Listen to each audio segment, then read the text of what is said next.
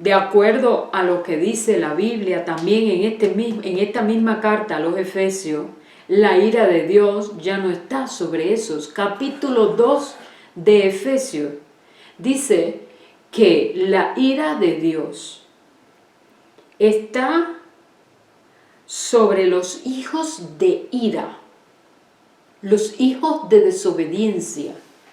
Ahí no se habla de la ira del hombre, sino de la ira de Dios. La ira de Dios está sobre los hijos de ira. La ira de Dios está sobre los hijos de desobediencia, sobre los que no han obedecido al Evangelio, aún está sobre ellos la ira de Dios. Pero cuando una persona ha creído el mensaje de salvación, pasa automáticamente. Fíjese que yo no estoy hablando aquí de repetir una oración, porque simplificamos el Evangelio así muchas veces en aras de tener cifras, o no sé por qué, por ignorancia, simplificamos el Evangelio. Si repites esta oración eres salvo. ¿Dónde? En la Biblia no dice nada de eso. La Biblia dice, si el que cree y se arrepiente es salvo.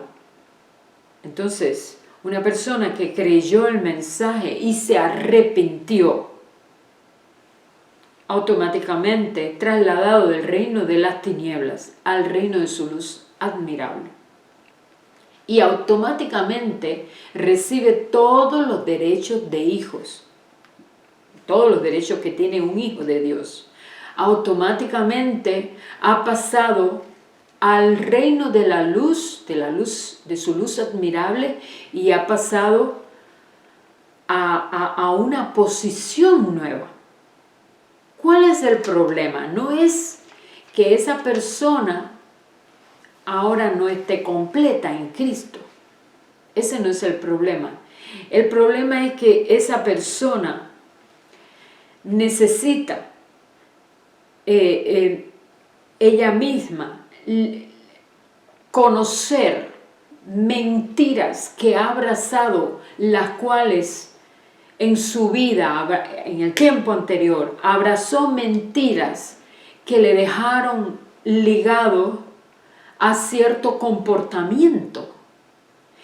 Y ahora el trabajo del pastor maestro o consejero, pastor maestro, me gusta más, es ayudar a la persona en un trabajo personal a desligarse del mundo de la mentira en su mente, en sus emociones, y abrazar enteramente la verdad para que pueda crecer. Porque lo vuelvo a repetir, una persona que no es libre, sí, ha sido liberada de lo que era, pero ahora en su andar práctico está viendo que hay un peso del cual no se puede despojar, ni del pecado. Lo quiere hacer, pero no sabe cómo de una manera práctica. Entonces, el ministerio del pastor maestro es un ministerio muy práctico. Es un ministerio en el cual, como ya lo dice la palabra pastor maestro, la persona es guiada, es pastoreada de una manera personal, es pastoreada a través de toda una secuencia. La persona es pastoreada para poderse liberar enteramente de las mentiras que ha creído que le impiden el crecimiento. Por eso la carta a los hebreos dice: despojémonos de todo peso y del pecado que nos asedia, ¿Para qué? Para seguir la carrera hacia adelante, hacia el llamamiento, el llamado que tenemos de parte de Dios, que lo explica bien aquí Efesios 4. Cuando una persona se libera y renueva su mente por medio de la verdad y decide creer la verdad que lo hace libre, esa persona da fruto. Y después esa persona ella misma puede ministrar a otros lo que ha recibido. Es un discipulado personal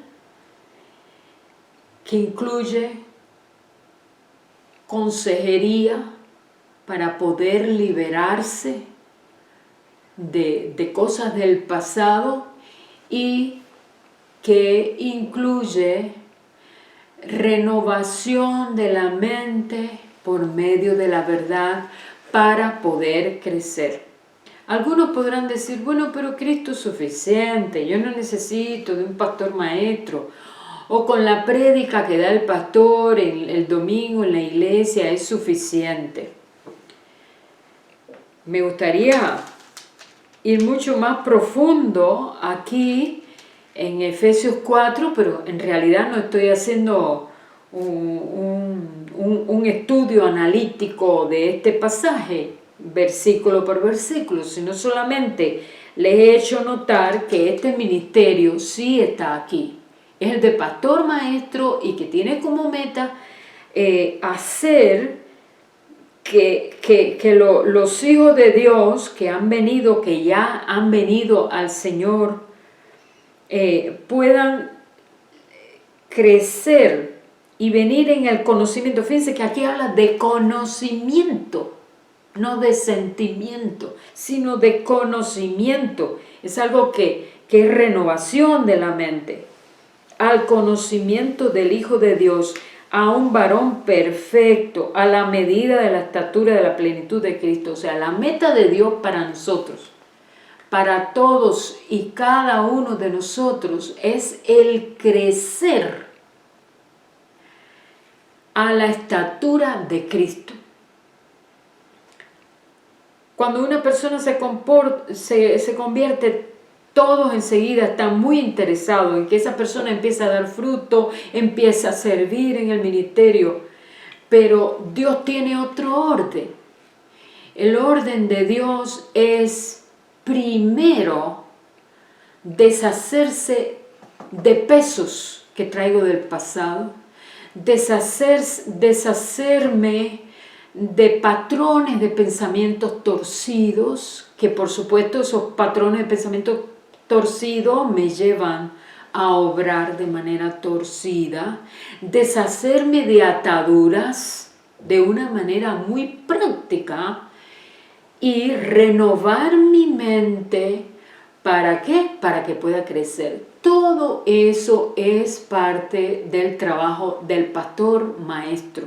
Yo voy a demostrarle luego, no sé si después de la pausa, si nos da tiempo antes, lo haremos antes, pero si no después de la pausa, para demostrarle por la Escritura cómo Pablo hizo este trabajo. No era que él era evangelista, como él era apóstol, él tenía muchos dones, incluyendo el don del evangelista, y él podía hacer trabajo de evangelista, pero también trabajo de pastor maestro. Pero él, como apóstol, dejaba establecidas iglesias con líderes que ellos luego pudieran asumir ese trabajo. Él discipulaba cómo hacer eso. Pero les voy a demostrar por la misma Escritura cómo el trabajo de pastor maestro no es un trabajo de, por ejemplo, enseñanza en público solamente.